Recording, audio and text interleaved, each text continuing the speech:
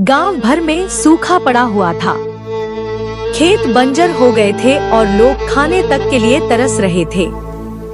ऐसे हालात में एक युवक रघु अपने गांव को छोड़कर काम की तलाश में माधवपुर गांव पहुंचता है। रघु भूखा प्यासा सेठ धर्मपाल के घर पहुंचता है। सेठ जी, मैं दूसरे गांव से आया हूँ। हमारे गांव में सूखा पड़ा है। अगर आप मुझे कोई काम दे दें तो बड़ी कृपा होगी। अरे बेटा, तुम्हारी हालत तो बहुत खराब लग रही है, पर एक काम है जिसे करना आसान नहीं होगा। सेठ जी, मैं कोई भी काम पूरी मेहनत और ईमानदारी से करूंगा। ठीक है, मेरे पास 40 गाय और 60 भैंस है। तुम्हें रोज उनका गोबर साफ करना होगा और सुबह शाम चारा पानी देना होगा। महीने के अंत में 250 रुपए मिलेंगे और 2 वक्त का भोजन भी मिलेगा। करोगे? ठीक है सेठ जी, यह काम मैं कर लूंगा। बस एक विनती है, क्या मैं गौशाला में रह सकता हूँ? गांव में मेरा कोई ठिकाना नहीं। ठीक है, रह सकते हो।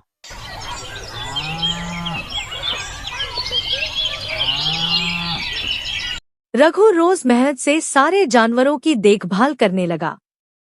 उसकी लगन देखकर धर्मपाल सेठ ने मजदूरी बढ़ाकर 500 रुपए कर दी। कुछ सालों में रघु ने पैसे जमा कर एक छोटा सा घर बना लिया। वाह! अब गोबर की गंध वाली गौशाला की जगह अपने घर में चैन से सोऊंगा। गांव में चोरी की घटनाएं बढ़ने लगी। रघु ने अपनी चिंता सेठ को बताई। सेठ जी, मेरे पास जो रुपए जमा हैं, उन्हें घर में रखना अब खतरे से खाली नहीं है। हाँ, सही कह रहे हो। चोरी की घटनाएं बढ़ गई है। अगर तुम्हें सुरक्षित रखना है तो जमींदार शिवनारायण के पास रख दो। उनके घर पर पहरेदार रहते हैं और लोग उन्हें ईमानदार मानते हैं।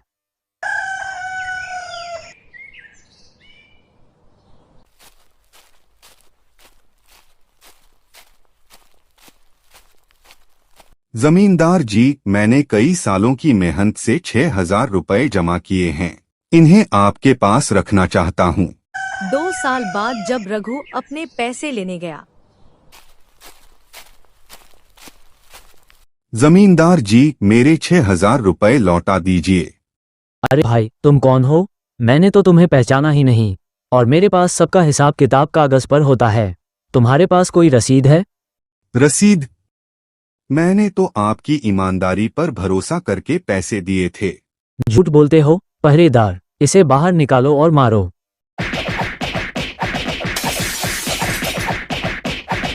जमींदार के आदमियों ने रघु की बुरी तरह पिटाई कर दी। जब सेठ धर्मपाल को यह बात पता चली तो उन्होंने एक योजना बनाई।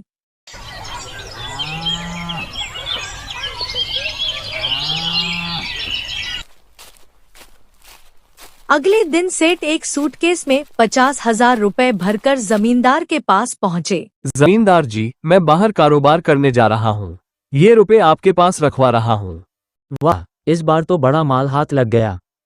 तभी रघु अंदर आ गया।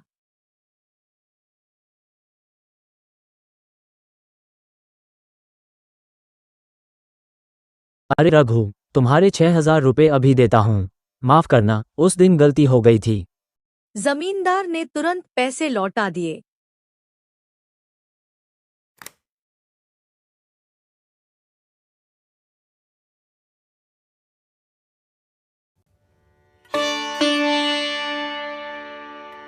रश्मि अपनी मां सुमित्रा के साथ खेतों में खड़ी थी। सारी फसल तैयार हो चुकी थी। आधे खेत में धान बोया गया था और बाकी हिस्से में पत्ता गोभी, धनिया, मिर्च, टमाटर जैसी हरी सब्जियां। चलो बेटी, जितनी भी फसल हुई है उसका आधा हिस्सा बाजार में बेच देते हैं और आधा हम अपने खाने के लिए रख लेते हैं, वरना हम साल भर खाएंगे क्या? अगले दिन दोनों मां बेटी आधी फसल लेकर मंडी पहुंची। मंडी में उन्हें उस फसल के सिर्फ 40 रुपए मिले। अरे भाई साहब, ये तो बहुत कम पैसे हैं। इससे ज्यादा तो फसल पैदा करने में लग गया हमारा। बहन जी, इस बार सरकार ने रेट बहुत कम कर दिए हैं। मैं आपको अपनी जेब से तो दे नहीं सकता। अब जो है वो रख लीजिए। अंकल बिल्कुल सही कह रहे हैं। इसमें इन बेचारे की क्या गलती। जो मिल रहा है वो ले लेते हैं, क्योंकि हमारे पास तो अभी फूटी कौड़ी भी नहीं है। दोनों पैसे लेकर अपने घर आ गए। उनका घर बहुत साधारण था। अगली सुबह कुछ आदमी उनके घर पहुंचे। बहन जी, सुना है आपने फसल बेच दी है। अब जल्दी से हमारा सारा उधार चुका दीजिए। दोनों माम बेटी एक दूसरे को देखने लगी। सुमित्रा ने 30,000 रुपए निकालकर उस आदमी को दे दिए। अरे ये क्या पकड़ा रही हो बहन जी? आपको मालूम है ना कि पूरा साल खेती करने के लिए सारा पैसा मैंने ही आपको दिया था। चाहे पानी लगाना हो, खाद डालनी हो या बीज खरीदना, सब मिलाकर कुल 50,000 रुपए हुए थे। भूल गई क्या? भाई साहब, मुझे सब कुछ पता है, लेकिन आपको भी खबर लगी गई होगी कि इस बार फसल के रेट बहुत कम मिले हैं। अभी इतना ले लीजिए, जल्द ही बाकी भी लौटा देंगे। ठीक है, मैं आप लोगों को बहुत दिनों से जानता हूँ, इसलिए भरोसा कर लेता हूँ। पैसे देकर वो लोग चले गए। अब उनके पास सिर्फ 10,000 रुपए बचे थे। बेटी, खेती करने से क्या फायदा? हर साल कर्जा चढ़ जाता है, रेट अच्छे मिलते नहीं, मेहनत सब बेकार जाती है। माँ, आप चिंता मत कीजिए, हमारे पास आधी फसल अभी भी है। खेती के अलावा कुछ और करेंगे। मैं कुछ सोच लूंगी। आज शाम चलिए चौराहे पर गोलगप्पे खाते हैं।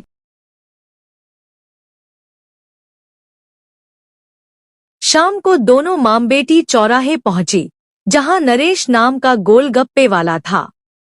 गांव वाले उससे गोलगप्पे खा रहे थे। माँ, गांव वाले तो बड़े चटोरे हैं, हर शाम यहाँ आ जाते हैं गोलगप्पे खाने। चलिए हम भी खाते हैं। दोनों गोलगप्पे खाने लगी। तभी कुछ गांव वाले बोले। सबने खाया वाह, वाह। और वाह वाह कर उठे। क्या स्वाद है बिटिया, मजा ही आ गया।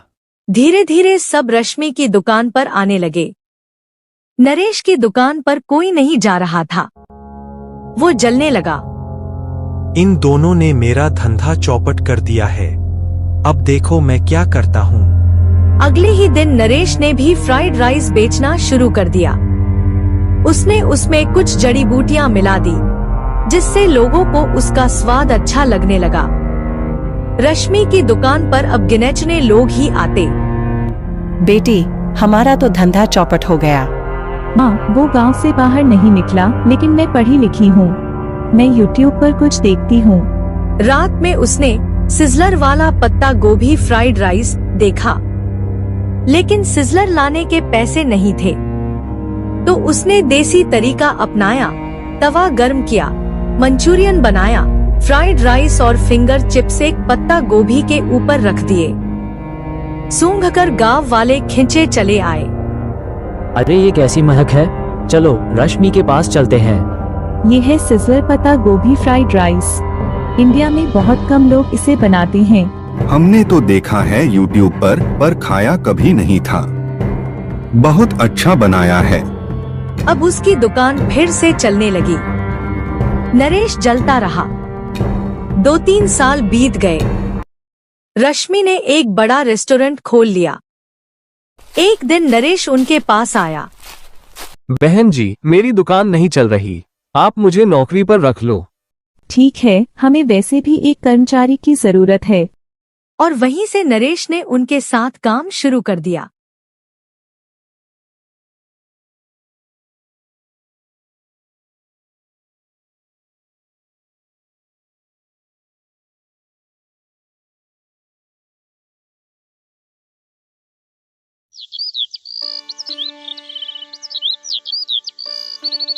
एक वृद्धा सावित्री अपने आंगन में बैठी मृत पति, बेटे और बहू की तस्वीर पर हाथ फेर रही थी।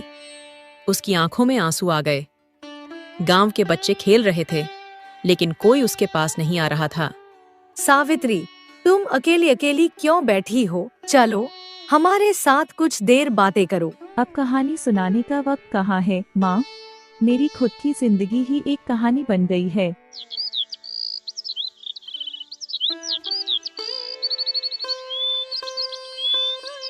सुबह सुबह सावित्री बाल्टी लेकर तालाब पर जाती है।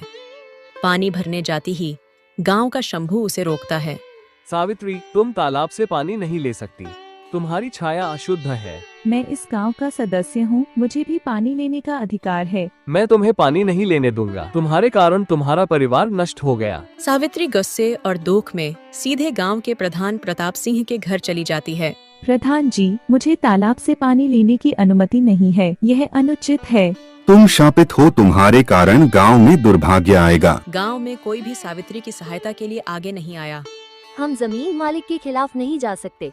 अगर हम जमींदार की बात नहीं मानेंगे तो जमींदार हमें गांव से बाहर निकाल देगा। निराश होकर वह गांव छोड़कर चला गया। वहाँ एक लंबे बालों वाले साधु महादेव बाबा आए। माँ, तुम क्यों रो रही हो? सावित्री ने कांपती आवाज में पूरी घटना बता दी। माँ, तुम घर जाओ, मैं रात को आऊंगा। जब सावित्री घर लौटी तो उसने बंद कमरे से रोशनी आती देखी। उसने दरवाजा खोला और कमरे के अंदर एक विशाल रेगिस्तान देखा। वह हैरान है। यह कैसे संभव है? तभी ज्योति से महादेव बाबा प्रकट हुए। चिंता मत करो माँ, मेरे साथ आओ। सावित्री झिझकते हुए साधु के पीछे चली गई। कुछ दूर चलने के बाद वे एक बड़ी झील के पास पहुँचे। कितनी सुंदर झील है, क्या यह सच है? जाओ माँ, अपनी प्यास बुझाओ। सावित्री ने जल पिया और साधु को धन्यवाद दिया। आज से यह झील तुम्हारी है। कुछ दिनों के बाद गांव वाले खुद ही आपके पास आ जाएंगे, तब उन्हें न्याय सिखाया जाएगा। अगली सुबह गांव वाले तालाब से पानी लेने आए, लेकिन उसे पूरी तरह सूखा देखकर हैरान रह गए। हमारा तालाब सूख गया है, इस बार हम क्या करेंगे? प्रताप चिंतित हो गया। तभी गांव की एक बूढ़ी औरत बोली, वहाँ एक साधु है, चलो उसके पास चलें। गांव वाले और मुखिया महादेव बाबा के पास गए। महाराज, हमारे गांव का तालाब सूख गया है, हमें बचाइए। आपका पानी अब रेगिस्तान में है। गांव वाले आश्चर्यचकित रह गए। तुम्हारा गांव एक प्यासे आदमी के अभिशाप के अधीन है। हर बार जब आप पानी को छुएंगे तो वो किसी और चीज का रूप ले लेगा। तो मुझे क्या करना चाहिए? तुम्हें कहीं दूर जाने की जरूरत नहीं है। तुम्हारे गांव में सावित्री नाम की एक बूढ़ी औरत रहती है, जाओ उसके पास जाओ। गांव वाले सावित्री के घर गए, लेकिन दरवाजा बंद था। उसने खिड़की से झांका और एक रहस्यमयी रोशनी देखी। गांव वालों ने दरवाजा खोला और अंदर घुसे तो तुरंत ही खुद को रेगिस्तान में पाया। हमारे सामने विशाल झील थी, जिसके किनारे सावित्री बैठी हुई थी। यह हमारा तालाब है। सावित्री, तुमने तो जादू कर दिया। जब मैं प्यास से तड़प रहा था तो कोई भी मेरी सहायता के लिए नहीं आया। अब तुम्हें प्यास लगी है तो क्या तुम समझते हो कि कैसा लगता है? प्रताप सिंह ने झील का पानी छूने की कोशिश की, लेकिन उसका हाथ जल गया। सावित्री, कम से कम गांव वालों को पानी तो पीने दो, नहीं तो सब मर जाएंगे। गांव वालों ने लज्जित होकर हाथ जोड़कर सावित्री से क्षमा मांगी। तभी महादेव बाबा रंग बिरंगी रोशनी में प्रकट हुए। मैंने सब कुछ इसलिए किया ताकि तुम समझ सको कि कोई भी शापित नहीं है। सावित्री ने अपना परिवार खो दिया, उसका क्या दोष है? लेकिन तुमने उसके साथ अन्याय किया है। गांव वाले शर्मिंदा थे। हमने बहुत बड़ी गलती की है महाराज। गलत को सही करने का केवल एक ही तरीका है, सावित्री को उसका सम्मान वापस दिलाना। गांव वाले सावित्री को लेकर गांव लौट आए। जैसे ही हम गांव में दाखिल हुए, तालाब वापस आ गया। सावित्री की आंखें खुशी से भर आईं। शांत सा एक गांव, नाम सोनाजुरी। यहाँ के लोग बहुत साधारण और मेहनती हैं। छोटा राफी अपने दादू के साथ इस गांव में रहता है। दादू एक समय के मशहूर कहानीकार थे। राफी को दादू की कहानियां सुनना और कल्पनाओं की दुनिया में खो जाना बहुत पसंद है। एक दिन शाम को राफी गांव के पास पुराने खेल के मैदान में अकेले खेल रहा था। अचानक उसे जमीन के नीचे किसी सख्त चीज से टकराने का एहसास हुआ। जिज्ञासा में उसने खुदाई शुरू कर दी। कुछ देर बाद उसने एक पुराना धूल से भरा पीतल का चिराग निकाला। जैसे ही राफी ने चिराग को साफ किया, एक विशाल पीले रंग का धुआं बाहर निकला और तुरंत ही उसके सामने एक विशाल छिन्न प्रकट हो गया। ओहे मानव संतति, मैं जिनू दयालु जिन हूँ। मैं तुम्हारी 3 इच्छाएं पूरी। राफी हैरान रह गया। अब तक उसने जिन्न की कहानियां सुनी थीं, लेकिन हकीकत में ऐसा कुछ हो सकता है ये उसने कभी नहीं सोचा था। राफी पहले तो डर गया, लेकिन जल्दी ही सामान्य हो गया। वह सोचने लगा, क्या मांगे। बहुत सोच विचार करने के बाद उसने कहा, मैं चाहता हूँ कि हमारे गांव में एक बड़ा जलाशय हो, जिससे हम खेती और मछली पकड़ने का काम कर सकें। जीनू हंसकर बोला, तुम्हारी इच्छा पूरी हो। एक ही पल में गांव के एक कोने में एक विशाल जलाशय बन गया। लोग दौड़कर आए और आश्चर्य से देखने लगे कि यह सुंदर जलाशय कहाँ से आ गया। राफी ने इस बार अपने प्रिय दादू के बारे में सोचा। दादू को किताबें पढ़ना बहुत पसंद है, लेकिन उनकी पुरानी किताबें बहुत खराब हो गई हैं। मैं दादू के लिए एक विशाल पुस्तकालय चाहता हूँ जहाँ नई नई किताबें हों। जीनू हंसकर बोला। तुम्हारी इच्छा पूरी हो। अचानक उनके घर के पास एक सुंदर पुस्तकालय बन गया। दादू हैरान रह गए। उन्होंने खुशी से आंखों में आंसू लाकर कहा, राफी, तुमने तो मेरा सपना पूरा कर दिया। अंतिम इच्छा का समय आ गया। राफी समझ गया कि इतनी सारी चीजें पाने के बावजूद वह सबसे ज्यादा सिर्फ एक ही चीज चाहता है, एक सच्चा दोस्त। मैं चाहता हूँ कि तुम मेरे दोस्त बनो और मेरे साथ रहो। जीनू थोड़ा ठिठक गया। इतने दिनों तक किसी ने उससे दोस्ती करने के लिए नहीं कहा था। सब लोग बस उससे कुछ न कुछ चाहते थे। वह हल्का सा मुस्कुराया, फिर बोला, ठीक है राफी, मैं तुम्हारा दोस्त बनकर रहूंगा। इसके बाद राफी और जिनू मिलकर गांव के अलग अलग कामों में मदद करने लगे। गांव के लोग बहुत खुश हो गए और राफी समझ गया कि दयालु होना ही असली जादू है। शाम ढलने के बाद मोफसवाल की सड़कें लगभग सुनसान हो जाती हैं। विशाल बरगद के पेड़ के नीचे कोई भी आसानी से नहीं जाना चाहता। कई लोगों का कहना है कि वहां रात के समय एक काली परछाई नजर आती है और एक बार अगर वह उसे देख लेता है तो वह सामान्य नहीं रह पाता। शुभ्रा को इन भूत प्रेत की कहानियों पर यकीन नहीं था। कई बार उसके दोस्तों ने उसे मना किया, लेकिन उसने एक रात बरगद के पेड़ के नीचे अकेले घूमने का फैसला किया। रात के करीब 10:30 बजे हैं। चांदनी धुंधली है, आसपास कोई आवाज नहीं है, केवल हवा की आवाज है। शुभ्रा धीरे धीरे चल रही थी। जैसे ही वह पेड़ के पास पहुंची, उसे लगा कि कोई उसके पीछे चल रहा है। वह रुका, लेकिन कोई आवाज नहीं आई। जब वह दोबारा चलने लगा तब छाती पीटते हुए, तेजी से बढ़ते हुए उसे सड़क के किनारे एक पुराना कुआं दिखाई दिया।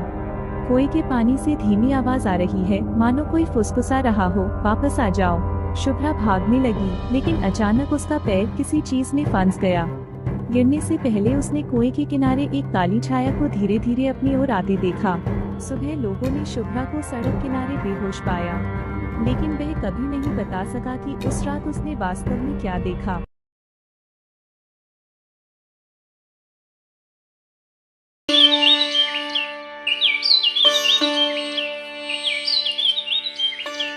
हर साल मेहनत करता है, पर उसकी फसल जानवरों से खराब हो जाती है। हर साल यही होता है, मेहनत करता हूँ पर जानवर सब नष्ट कर देते हैं। रामू का बेटा चिंटू पास आता है, पानी देता है। बाबा, पानी पी लो, आप बहुत थक गए हो। थकान तो तब होगी जब खेत से कुछ मिले, बेटा।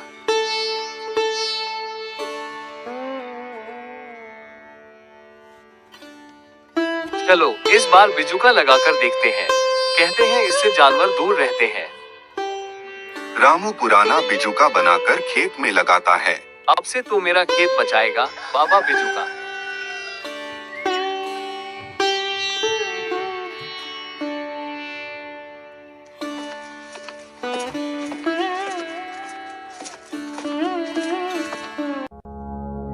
वाह, कोई जानवर नहीं आया। ये कैसे? मैं तेरे खेत का रखवाला हूँ।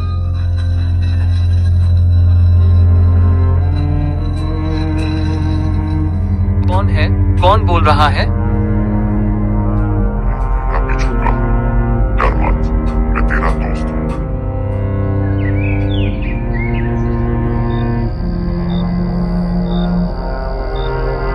तुम सच में बोल सकते हो? जब किसान दिल से मेहनत करता है, तो धरती उसके लिए जादू करती है। अब मुझे अकेलापन नहीं लगेगा। मैं तेरे लिए जागता हूँ, बस अपने खेत की इज्जत करना।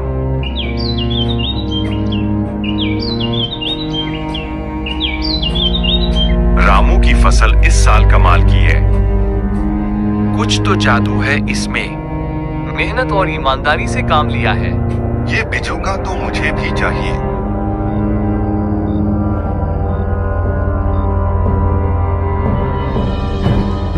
अगर ये बिजुका सच में काम करता है, तो इसे मैं चुरा लूंगा।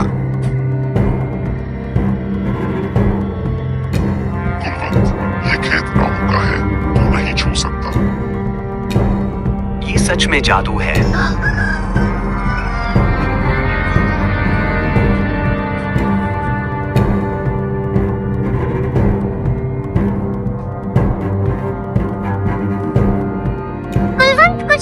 करेगा।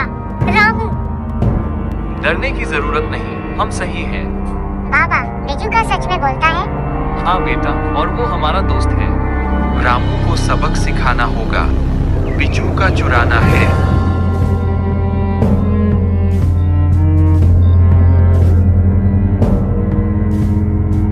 बाबा, बिजू का सावधान रहना होगा। तेरी रक्षा करूंगा, तू बस मेहनत करता रह।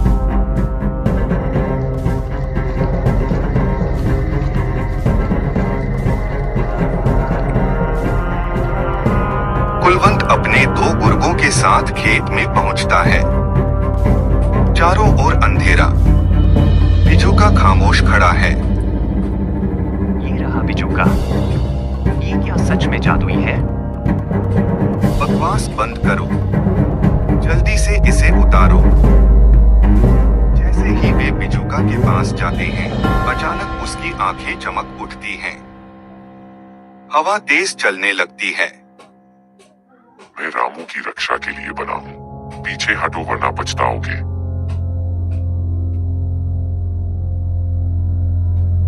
बिजूका जोर से हल्ला करता है, बिजलियां चमकती हैं और गुर्गे भाग खड़े होते हैं। कुलवंत गिर जाता है और डर के मारे भागता है।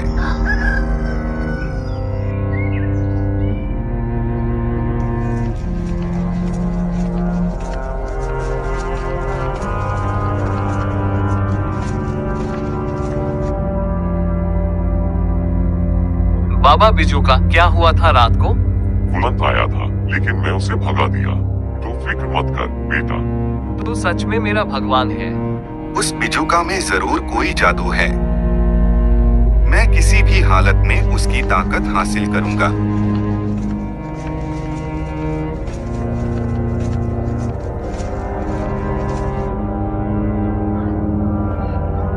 मुझे एक बोलता हुआ बिजूका मिला है।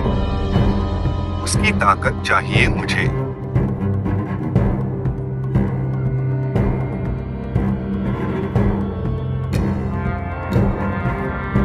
मैं कुछ भी सह लूंगा, बस उसकी शक्ति चाहिए। आधी रात को कुलवंत तंत्र मंत्र करता है। एक काली शक्ति खेतों में फैल जाती है।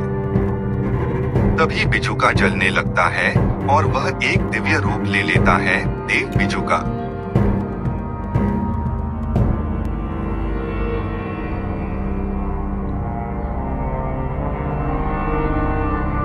कुलवंत, तूने अंधकार का सहारा लिया और एक सच्चे किसान को सताया। देव बिजूका शाप देता है, अब तेरी जमीन कभी हरी नहीं होगी। तू मेहनत करेगा, लेकिन फसल नहीं उगेगी। कुलवंत चीखता है और जमीन पर गिर जाता है।